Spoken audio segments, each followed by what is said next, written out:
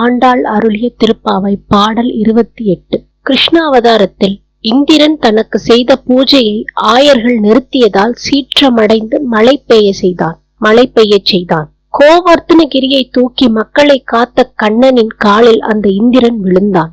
ராம அவதாரத்தில் ஏற்பட்ட குறை கிருஷ்ண அவதாரத்தில் நீங்கிவிட்டதால் ஆயர்குல பெண்கள் அவரை இப்படி வர்ணித்தார்கள். கறவைகள் பின் சென்று காணம் சேர்ந்துண்போம், அறிவொன்றுமில்லாத ஆய குலத்து உன் தன்னை பிறவி பெருந்தனை புண்ணியம் யாம் உடையோம்.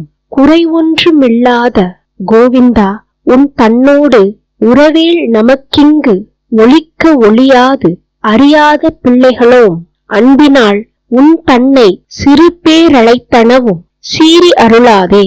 இறைவா நீ தாராய் பறையேனோர் எம்பாவாய்.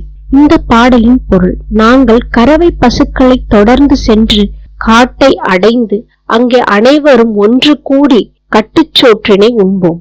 அறிவு ஏதும் இல்லாத இடையர் குலத்திலே உன்னை பிறவியாக பிள்ளையாக பெற்ற மகத்தான புண்ணியம் உடையோர் ஆகும்.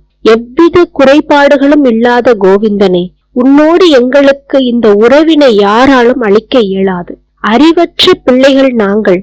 அன்பினால் உன்னை சிறு சிறு நாமங்கள் சிறு சிறு பெயர்களிட்டு அழைத்து முறைகளை எல்லாம் குறித்து எங்கள் மேல் கோபம் கொள்ளாமல் பிழை பொறுப்பாயாக. எம் தெய்வமே, நீ நாங்கள் வேண்டி விரும்பிய பறைகளையெல்லாம் வழங்கி அருள்வாயாக.